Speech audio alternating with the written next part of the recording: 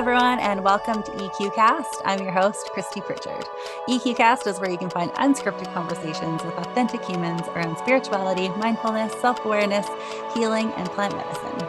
On today's show, I have a wonderful guest, Kristina Margaret. She's a women's sobriety and empowerment coach, as well as a fellow podcaster. Welcome you. Hello. Thanks for joining us. Hey, thank you for having me. Of course. I'm glad we connected. It was a cancellation and then a random connection, and boom, the universe does its magic. I love it. We've just been chatting a little bit about our topic today, and we're going to talk about sobriety a fair bit because you have some knowledge in that area. I am aware. Yeah. I have some like the month-to-month sobriety knowledge, but not for extended periods. So I'm really excited to hear more about your process and the tools that you've used and why and how you got here, if you don't mind. I don't. How did I get here? I guess getting real is what got me here. That's a good start. So yeah, not an easy decision. A lot of things try and stop you from sobriety as a way of life, whether it's your own shit or your central nervous system. Yeah. Or it's everything that we are kind of being thrown at us all the time when it comes to mainstream media and society and big alcohol in general. Yeah. So I've been sober almost 2 years. This is my second time. I was sober 2.5 years in 2014. I never really had any intention of ever being a sober living person. I love to party. And I really resonated with that part of me that needed to escape my trauma and my pain. Yeah. And then cover that up with a nice gift wrapped bow of like just being a girl that parties and that's hardcore. Like, and then it's a part of your personality. And next thing you know, it's really hard. Your ego, it's hard to detach from everyone knowing you as that to transforming. Absolutely. You know? And so it really became like a core belief. Part of who I am. So I just decided one 4 a.m. morning while I was still awake and needing to crush some Ativan so that I could go to sleep before my kids got up, that I really just needed to get my life together again. Yeah. Yeah. Well, good for you. And that's not an easy time to have that conversation with yourself, because I've had it and nothing has ever stuck from those conversations. You know, for me, things have always gotten better. They've improved, but I've never made a drastic decision to continue down that path forever. I waver, I balance. That's not for everyone. And that's not an easy route to do either. None of them are. But I mean, but dangling that carrot sometimes, I don't know what's worse, but not worse, better. I don't know. But you know what I mean? They both have their perks. That's for sure. They both have their perks and they both have their challenges. I think we can admit to that. But congratulations on 2 years. That is a long road, you know? And so how are you navigating this time, maybe compared to last time? Like, are there different ways? Yeah, they're definitely very different. So I was not that I wasn't ever not in some kind of turmoil state of chaos, but I really feel like the first time around, I was in this like really white knuckle. I felt really different about my choice to be sober and this life or death sort of, I don't know, more hardcore, more rigid thought process. Whereas this time, verging like 6 months before I decided to stop drinking again, I was like, God, this really just doesn't align with who I am anymore and my life. Yeah. And, whereas the other one was like, I'm going to fail. This, there's just all of this judgment. And that's probably why it's coming from a very different place. Again, totally. And this time I just like, kind of like started this whole process like 6 months before with this plan. Like, I know I'm going to quit drinking again soon. I don't know when, all of those conversations were happening and it just wasn't aligning. Even that ideal of balance. Yeah. That type of balance was like, this is fucking ridiculous. Like, I can't do this. I can't have this conversation with myself that this is like uber healthy or like organic working out, and then high end, blah, blah, blah, spa weekend, but up doing lines and drinking till 5 a.m. Like, I'm sorry. Yeah, definitely. It was, it's just been really, really different. And And a lot of think hand that- holding too, as well, just to tell listeners, like when it comes to the lines, that's alcohol is the gateway there. Like, yeah. Oh, Yeah. they're Like best without a friends. doubt. Yeah. They Yeah, are yeah. BFFs. Yes, totally. Yes. Yeah, Anyway, they sorry to make cut you quite the off, but marriage. yeah. Love them both dearly, just don't need them in my life anymore. Yeah, exactly. So yeah, that's really the difference there. It's just I also was really getting back in touch with my spiritual self, my higher self. And once you start to evolve into those places, you just can't unlearn or unhear or unevolve. Yeah, and so can't. That's where you they're can't getting descend. real. Yeah, Yeah, you can try, but it just yeah. hits you down harder, I find. So I think that's really the difference too. Amazing. Well, yeah, they definitely sound like two different routes, because when there's the pressure there to do something, a lot of times some people work well under certain pressures, but I think when it comes to this, it's more of a marriage of yourself with your higher self. And when you're kind of pressuring change, it doesn't happen organically. And if it's not happening organically, then, it's not something that can stick. But when you get in touch with everything around you and your ascension process. So congratulations on that. That is huge, and a lot of people just try and push through rather than getting different. Deep. Yeah. Getting deep. Exactly. Yeah. I love that. Yeah. I really had to get into like the roots of why you're drinking. Yeah. And why you're numbing. Yeah. And for a long time, like I'm like, before we started recording, we were gently touching base on a bit of our past, and like, 13, 14 years old, I was already well on my way. Yeah. Oh God. Yeah. Total and that 17. That was like normal, absolutely. Everyone I was hanging out with was 17. And they weren't even bad influences. They're glorious people and they're still in my life. None of us do it, but like they were all experimenting. I just happened to be the young buck in the mix, and it was kind of normal, like nothing seemed to all of in that our was town. Normal. Yeah. And you're from Vancouver Island as well. And so, and like small towns, there's nothing to do. No. And this, I was in Ladysmith. So really small town. Yeah. And we were just like a bunch of crazies. I don't know. It's I was in weird Qualicum now. Beach. We had about the same size population. It's like the same. Yeah. It was nuts. Like, climbing trees high on mushrooms at like age 12, That was acid for us. I do remember. Yeah. We did a lot of acid too. Yeah. And we were all numbing to a degree. And a lot of us have dealt with it. Like there was quite a few of us that are still in touch, and it's amazing and beautiful to watch the evolution of our little freak show crew of punk rockers, and like how everyone has mostly gotten in touch with their spiritual side by now, and some of them even during that time too. But it shows me that there's more sticking power when there's that much more attachment to personal growth, on a very ascended level. Totally. And that little inkling that reminds you, even from those young ages, I definitely had like this connection to spirit that, I didn't necessarily recognize at the time. Acknowledge. Yeah. When you kind of came out of sobriety last time, did you have the shame and the guilt coming around from that? Like how were you feeling internally throughout that whole process? Well, I was not for a while. I was really just like, I was in balance form. Yeah. So I was running a business that was quickly turning me or sending me into burnout. And I was working all the time. And then I was also like, my marriage was spiraling. So chaos and drama. And that has been part of the journey too, is realizing like my role in that. And amazing. Some my responsibility in like the shit show. Yeah. So good for you. Like I said, I've experienced quite a layering of trauma from a young age. And so shame has just been a part of me. Yeah. So shame might show up harder when I'm using, but there's a relation through the healing now, there's a relationship there with shame that is much different than a softness. It used to be. Yeah. An acceptance. Huge. And soft. I really like that softness. Yeah.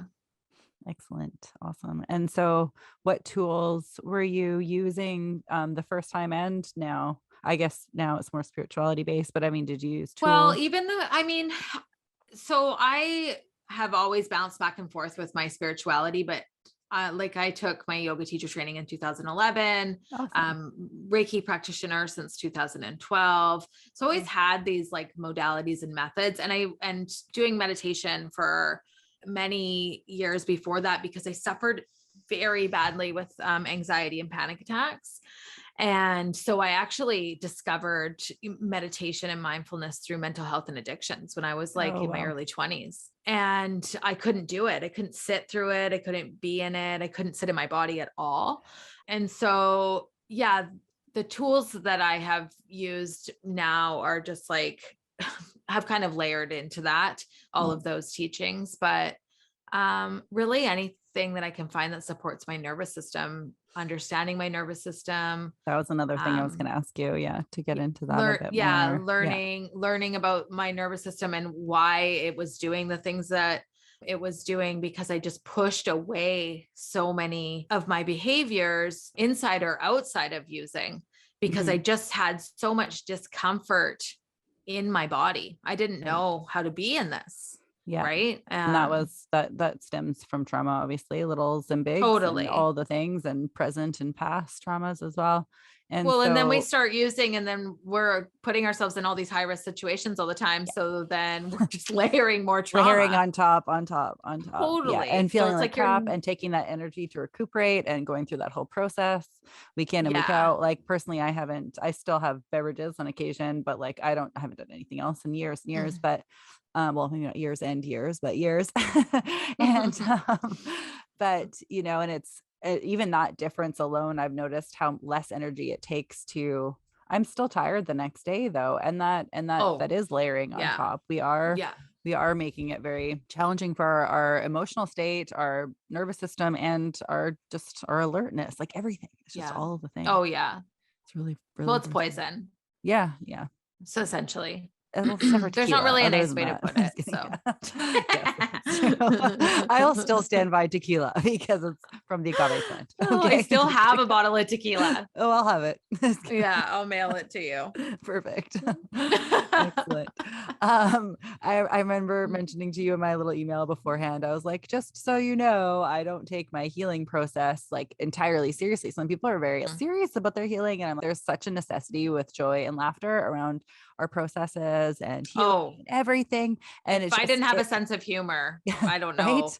Yeah. I don't know how people do it. Like the serious ones. Well, that's the rigidity, right? And traditional programs of sobriety, really implement that rigidity of that black and white. Yeah. And like AA, or what are traditional, or like perhaps, yes. I didn't want to really like throw it out there, but but I don't know what they are. But. Yeah, like these traditional programs of recovery, generally AA. I mean, they really speak to thousands of people. They've healed so many people. So I won't shit on them because they hold their value. But there is a real rigidity there, and they'll say there's a reason for that rigidity, right? Because this is life or death, and addiction will kill you. And I understand that, but as a woman, there's a lot of oppressive narrative in those programs, and women have been under enough oppression for 5,000 years. And I don't need anyone else to tell me to be quiet. Yeah. And I don't need anything else to tell me, what's wrong with me.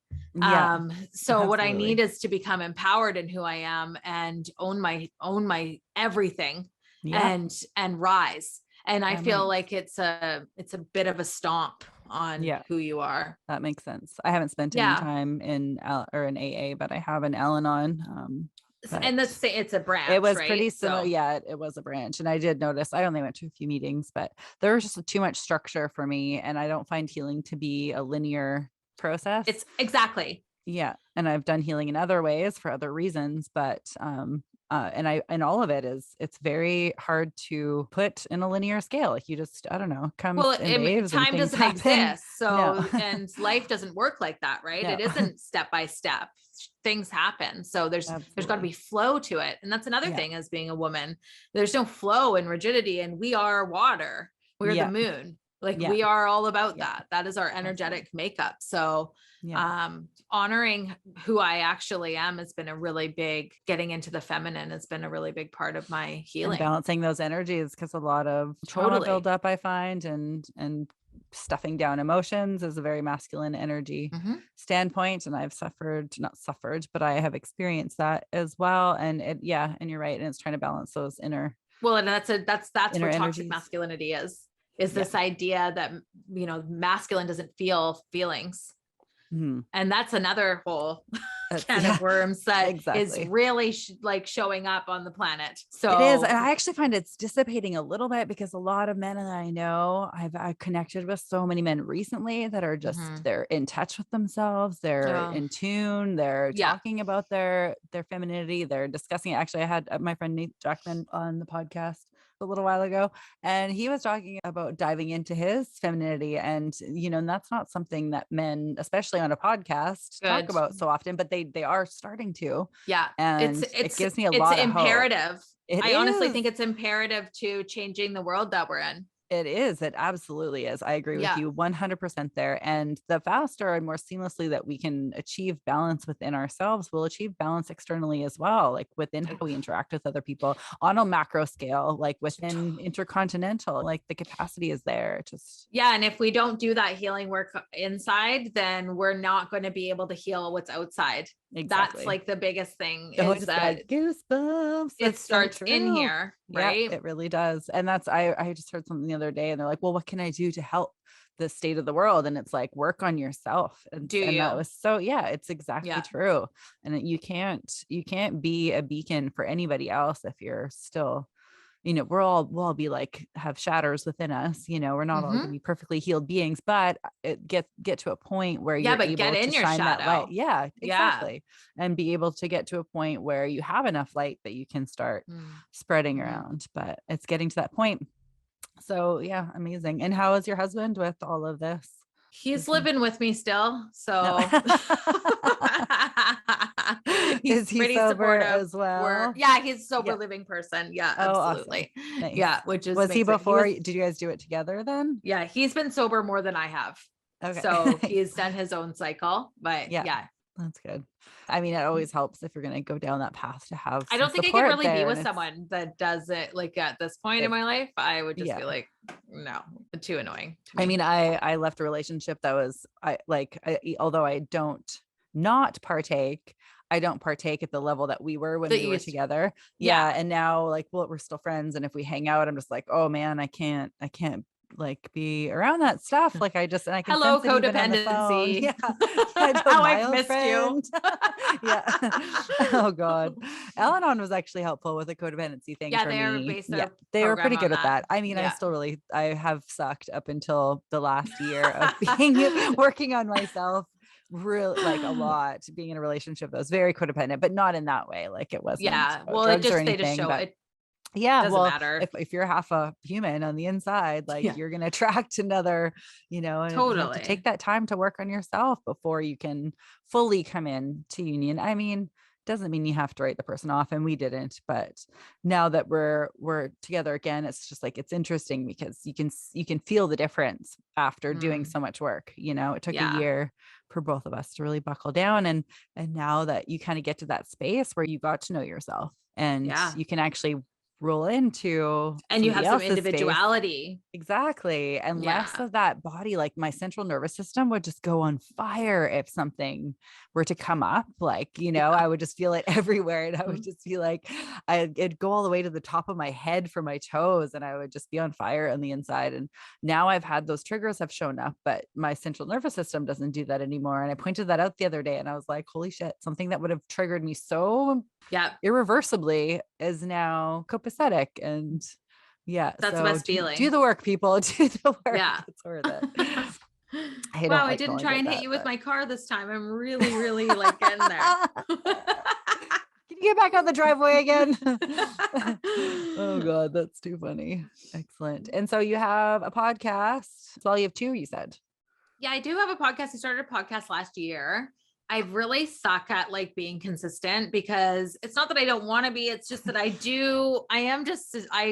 kind of overload my plate. So yes. Oh God. Yep. I feel you there. I started out strong and now I've kind of wavered off. And then a girlfriend of mine, we were like, she does body talk with me and we just have like the best conversations. We're like, we should start a podcast. And we like really started like slow and purposefully and like creating this. And now we've like done 2 episodes and we just can't get our things together enough to we're trying, challenging it's hard. I mean, it's just one more thing. Exactly. And it takes a lot of time. People don't understand. It's like the scheduling and then it's the little details and editing and Instagram and everything that goes into it. But like the sole purpose behind this podcast for me is important enough that I keep trying. Like I took 3 weeks off and now I've kind of every hump day on the dot, like firing out the gates, like beep, beep. I have no other job or life. Every I will third do it. week if you're lucky. Like, but I think honestly, it's the same thing. We're like, we feel like we can make this happen like at least once a month. Yeah. And sometimes I've kind of reverted my podcast into, it's just a place where I can even just share some of my meditations that I record, sort of rolling into that.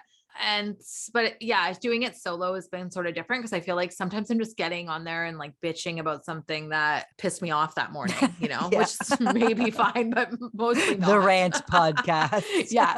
Guess who's mad again? It's me. It's like once a month around the same time every month. Oddly enough. What's happening here? It's our moon time. Awesome. Well, that's cool. I'll have to listen because since we only connected yesterday, I haven't had a chance, but I've been wanting to do solo episodes and there's something I feel blocked in that area at this very moment in time. I'm sure that will change, but I just love connecting with others and I love getting insights and learning from other people. So it is more enjoyable, I think, all around just to hear people have conversations. I love listening to podcasts where it's just people talking. Yeah, exactly. You never know what's going to happen. I mean, that's why I love hosting them. It's because nothing is scripted. Everything's kind of off the cuff and you never know what the heck's going to happen. It's pretty great that way for sure. So have you done any kind of plant medicine-y stuff in your past? Like have I done ayahuasca? Yeah, or like anything San Pedro or mushroom psilocybin for mushrooms healing. Like recreationally a million times, healing. But like where you do. I haven't ventured down into the plant medicine yet, though I am very open to it. Cool. So because I'm not in that I'm not rigid. In that zone I know. I heard that. Like no, I wasn't. I'm not going to get addicted. Would be against to ayahuasca. Yeah, it's not. I wasn't aware until recently that was even on their like scope of all or nothing. I'm like, it's all or nothing, and that's even what things saying. That'll help heal you. Like there needs to be adjustments made into the framework there, obviously. Yeah, or we evolve and have different types of styles of people who help people in the recovery, and that's what I've been offering. And so that's what you do. So but the plant medicine is definitely, I'm totally open to it. I'm good with other people using it as long as they're not using it as yet another thing outside of them to heal them. Yes. Because then it just becomes the seeking still, right? And seeking outside of self. And so I just so believe in the great power that we have to heal ourselves. It's what the body wants. The body knows how to heal itself. It's what the body wants to do. Body soul connection, body soul mind connection. You put those three together and that's holistic healing. And that's totally what I definitely stand. Like that's what I stand for. That's what I study. But plants hold such a place in that because they're a part of nature and so are we. Yeah. Right. Exactly. So that's a great standpoint to have on it. And if you ever do get into dabbling in that, please let me know. I'd love to have you back on because I'm going down my own journey with it and I will be talking a lot about it on this podcast moving forward. So I'm doing ayahuasca in 2-3 weeks and I just did a hero's journey. And that will be your first time? Psilocybin. Yes, it will be. I have done DMT before, but that was kind of recreationally and unknowingly ish as a teenager. And I also have some Wachuma or San Pedro plans in my near future as well. So there's going to be a lot of plant medicine in the next few months, and I'm going to be documenting that on here. And I'd love to have more guests on to talk about their experiences with it. Be listening to those experiences. Yeah, I'm going to do my best to do a pre and a and a post and see how that goes. Yeah. Totally. I mean, it's just such important information to share there. I have had my eye on ayahuasca for 10 years now. 10 years was the first time I really heard about it it was on like a intervention show, and this guy who was doing meth it was so random, and we happened to be up all night watching the show too. It was like we happened to be up all night on meth. All night with my partner I was talking about earlier, and what did we say? Crystal meth, living the dream. We thought that's what the show said, but it didn't say crystal meth, living the dream. But the guy ended up doing ayahuasca, and I'm like, what is this? And that was in 2010.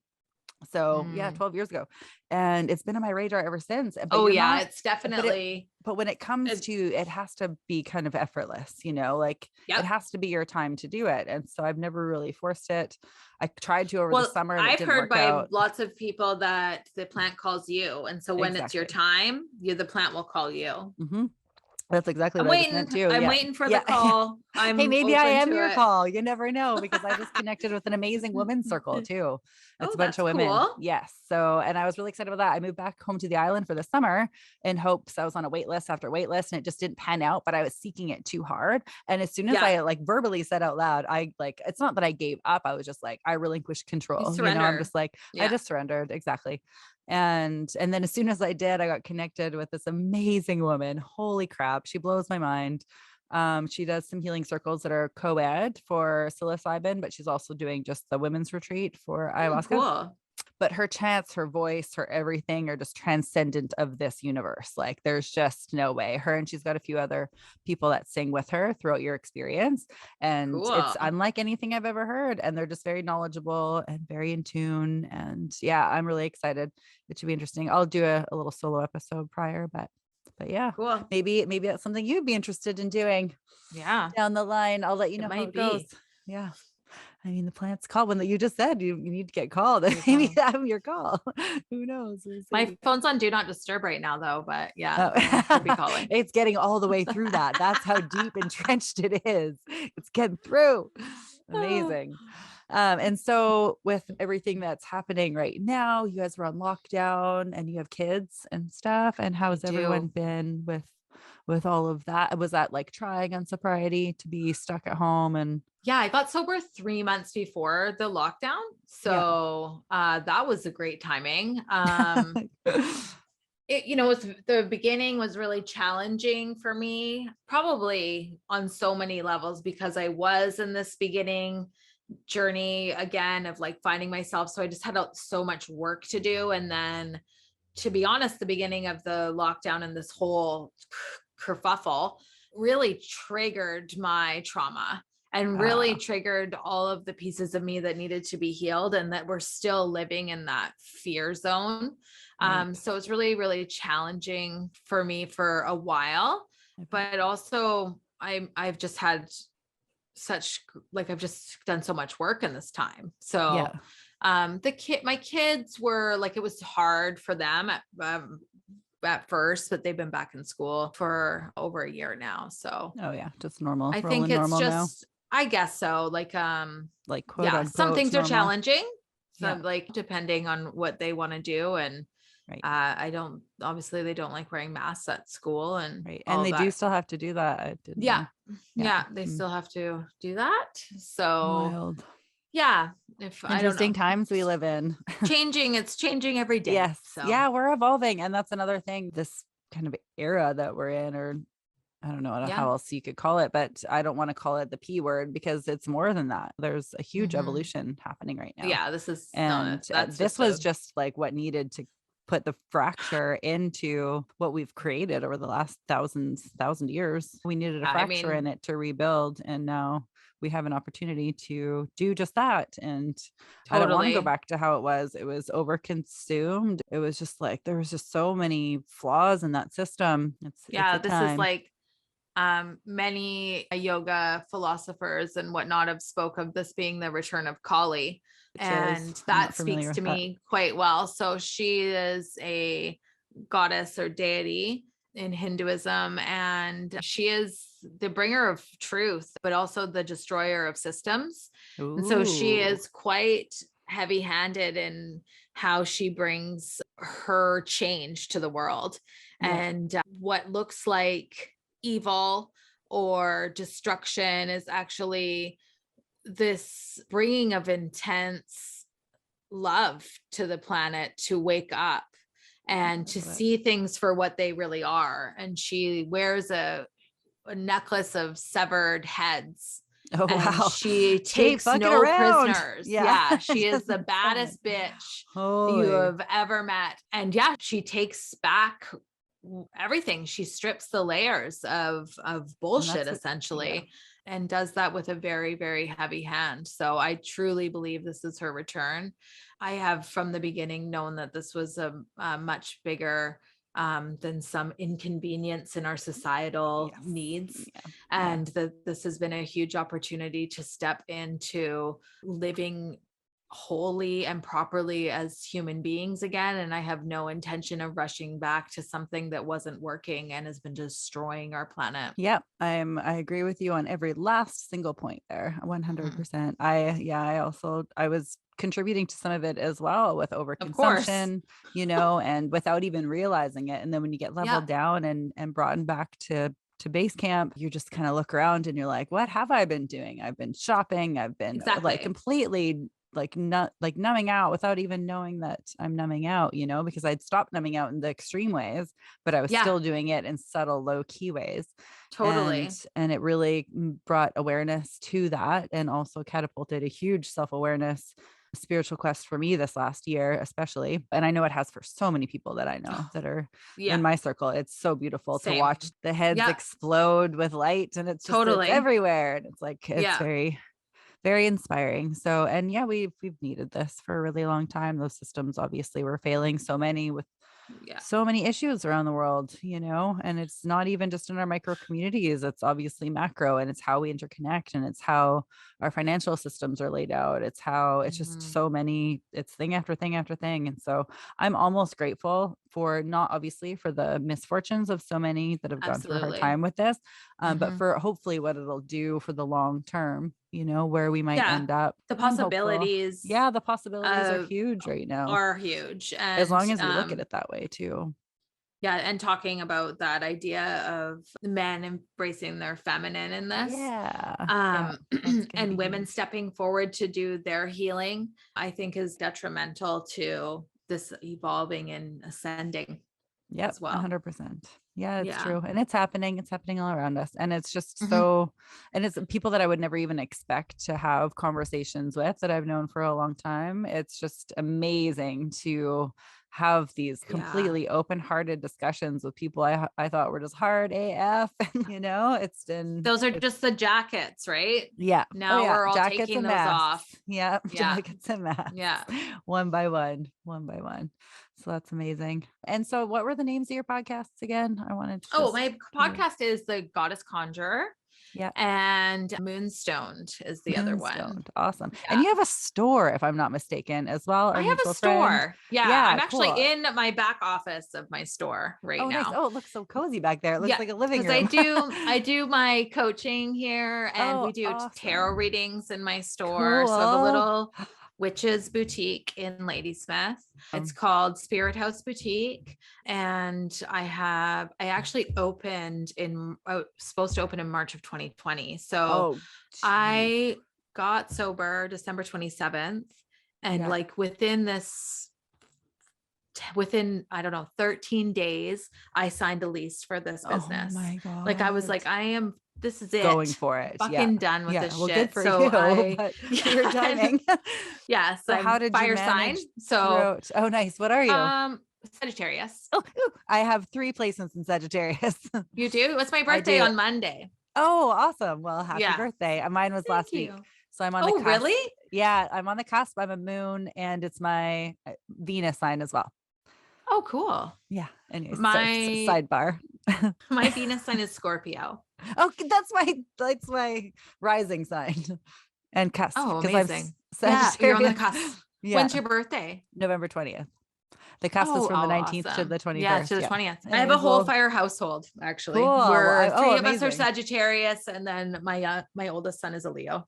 Oh, holy. So it's crazy. There's a lot of Scorpios in my life. A lot of water signs. That's pretty much wild. all. My partner, my mom. Yeah, there's just water everywhere. It's funny. But it's a good it just thing. happens. It just happens. Anyway, so we went on a sidebar. Oh yeah. there. So my store. Yes.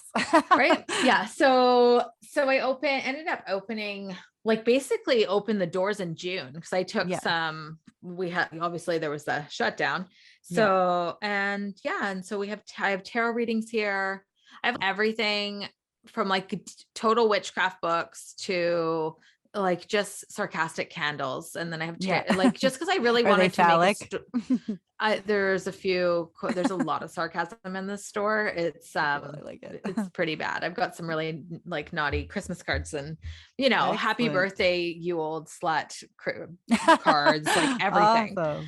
So I really wanted to expand my coaching, and I was doing women's retreats, and I've been doing workshops and yoga classes and meditation classes and things like that. And I was like, kind of just sick of selling everything to my friends and family on Facebook or Instagram. So I was like, I need to expand, and I want to open this cool witches store that is a place that women can just come and shop. If they want a sweatshirt or a hoodie, that's all they're into. Cool. And if they want to expand on their spiritual journey, then they can also jump in and go deep there. So there's like something for everyone here. It's really, really cool. Well, next time I come home, I'll definitely come check it out. That sounds right up my alley, especially all the dirty cards.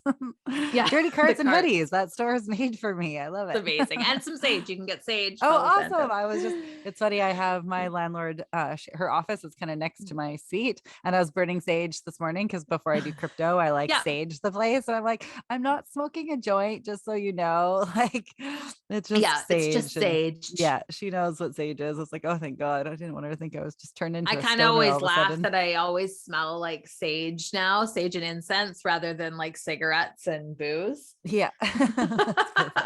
Much better for you, spiritually so and physically. Yeah. I love it. Awesome. Well, I'm glad that we got to connect. This was completely unplanned, and it turned out amazingly. I feel like I have a new friend now, and I've known you for an hour. Yeah, exactly. Amazing. An hour. Yeah. Thank you.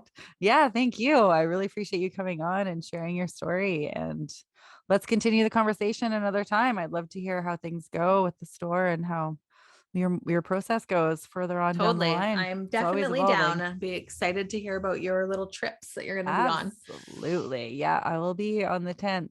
So I will be off another trajectory, another little universal plane, I think, for a couple days. Should be interesting. And thanks for our friend that connected us. We'll leave you nameless for now, but you'll be on the show soon. Okay, I gotta say your name, Andrea. Yeah, she was supposed to be on today, and it's so funny because it just happens.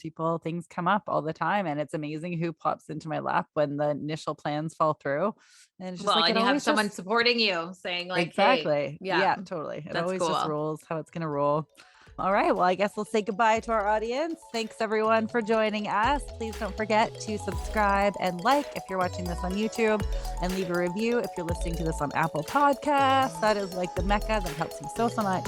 And comment as well if you're on YouTube, and support the channel. That's the easiest, cheapest way you can support me, and it really helps me out in the channel.